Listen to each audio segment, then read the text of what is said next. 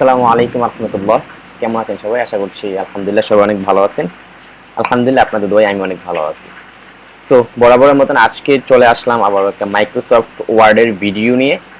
So আজকে আমরা দেখব মাইক্রোসফট ওয়ার্ডে 2016 আমরা কিভাবে শেপ ব্যবহার করে কোনো কিছু আঁকা যায়। সো বেসিক্যালি আজকে একটা কার্টুন আঁকাবো এবং শেপ ইউজ করে বাংলাদেশের একটা পতাকা আঁকাবো এবং আপনারা ইচ্ছা করলে এগুলা দিয়ে আরো অনেক কিছু আঁকাতে পারেন। সো চলে আসলাম আমরা মাইক্রোসফট ওয়ার্ডে 2016। সো আমারটা যেহেতু 2016, তো আমার থাম্বনেইলটা এরকম আসবে। আর যারা 2007 ইউজ করেন তাদেরটা একটু অন্যরকম আসবে, আর যারা 2003 ইউজ করেন তাদেরটা একটু ভিতরে থাকবে। সো শেপ ব্যবহার করার জন্য আমরা প্রথমে চলে যাব ইনসার্টে। ইনসার্ট থেকে আমরা এই যে শেপস, ইনসার্ট থেকে শেপস নেব। এখন যেহেতু আমি চাচ্ছি একটা কার্টুন আঁকাতে, সো শেপ থেকে সাধারণ একটা কার্টুন আঁকানোর জন্য প্রথমে আমরা একটা এটা নিয়ে নিচ্ছি। এই যে দেখুন এখানে এখানে মোটামুটি একটা কার্টুন একটা ইমেজ দেওয়া আছে, শেপ দেওয়া আছে। সো এটা নিয়ে নিচ্ছি। এই যে দেখুন, ওকে, এই যে চলে আসছে। সো আমি চাচ্ছি এটাকে একটু কালারিং করে দেব। সো এই জন্য আবার এখান থেকে আমরা জাস্ট এটার কালারিংটা কালো করে দিতে পারি। কালো দিলে একটু খারাপ দেখাচ্ছে। আমি অন্য একটা কালার দিয়ে দিচ্ছি। সো এই যে দেখুন এটা দিলাম, এটা জাস্ট বড়টা কালো করে দিলাম। এখন কিন্তু দেখতে কিন্তু মোটামুটি ভালোই লাগতেছে। সো এখন আমি কি করব, এখন আমি এটাকে বডি আকার দেব, বডি। সো বডি দেওয়ার জন্য আবারও শেপ নেব, একটা শেপ নিচ্ছি। এই যে এই শেপটা নিয়ে নিচ্ছি। আমি জাস্ট এই শেপটা একটু হালকা ধরে এঁকিয়ে দিলাম। ওকে, এই শেপটা এখান থেকে আমি বর্ডারটাকে আমি কালো করে দিচ্ছি। কালো করে দিয়ে এটাকে একটু নিচে নামিয়ে দিলাম, নিচে নামিয়ে দিলাম। ওকে, এখন যেখানে আছে ঠিক এখানেই থাকুক। আমার মনে হয় না তেমন বেশি একটা প্রবলেম হবে। আর একটু এদিক দিয়ে দিলাম, মাঝে বড় আসে নাই। ওকে, সো এখন আমি এখানে চাচ্ছি একটা গলার মতো থাকবে, গলা। সো গলার মতো দেওয়ার জন্য আমরা আবার একটা শেপ নিচ্ছি। আমি এখন আবার সেম এই শেপটা নিয়ে নিলাম, অন্য একটা শেপ নিচ্ছি আর কি, হয়তোবা এটা দিয়ে দিলাম। দেওয়ার পর এটাকে আমরা আউটলাইনটা কালো করে দেব। কালো করে দেওয়ার পর দেখুন এখানে একটু এলোমেলো হয়ে গেছে।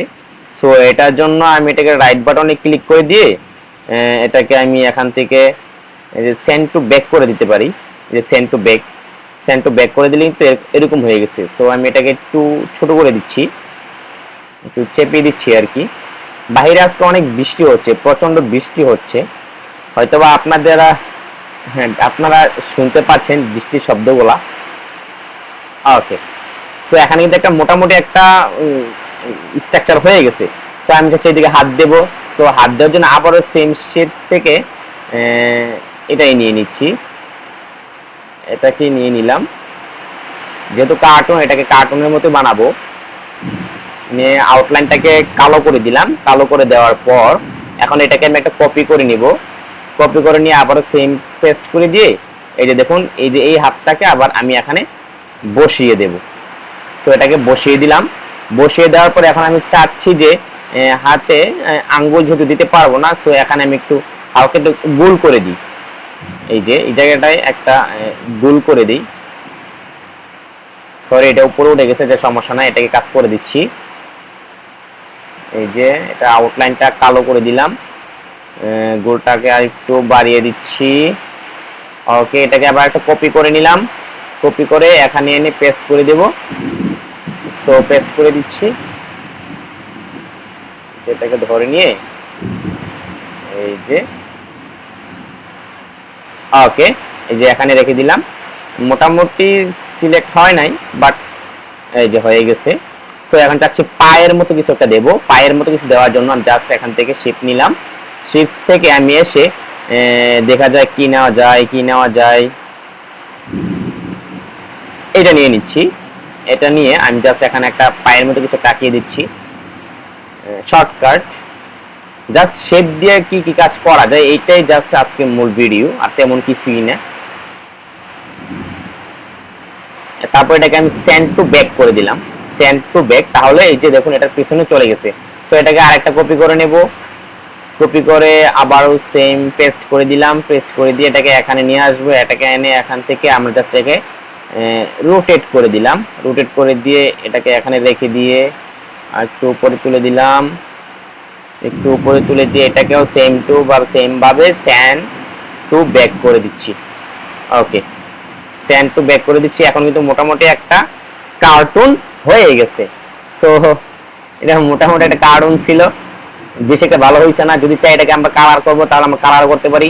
জাস্ট এটাকে সিলেক্ট করে দিয়ে আমি যদি এখান থেকে এসে কিভাবে করব, সিলেক্ট করলাম, সিলেক্ট করার পরে যে দেখুন একটু ওয়েট করলাম, সিলেক্ট করার পরে যে দেখুন এখানে বলতেছে ওরা কালো করার জন্য, কালার করার জন্য। তো আমি কালার করছি, এটা করে দিচ্ছি। কালো করতে পারি, সাদা করতে পারি, লাল নীল যা ইচ্ছা তাই করতে পারি। তো আপনারাও আপনাদের মতো করে করে নেবেন। তো আমি জাস্ট আপনাদেরকে দেখানোর জন্য হালকা পাতলা কিছু স্টাইল দিয়ে দিচ্ছি।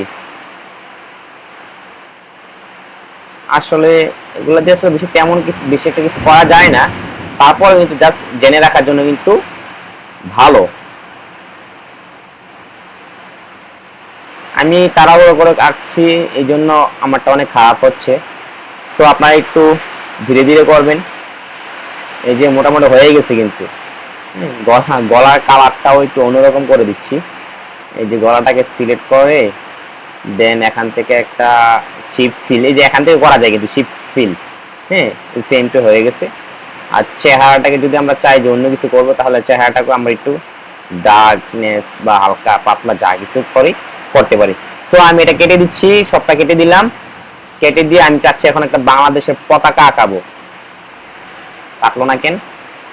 আচ্ছা আচ্ছা, এটা পুরোটাই শেপস এর মধ্যে আছে, এই জন্য কাটতেছে না।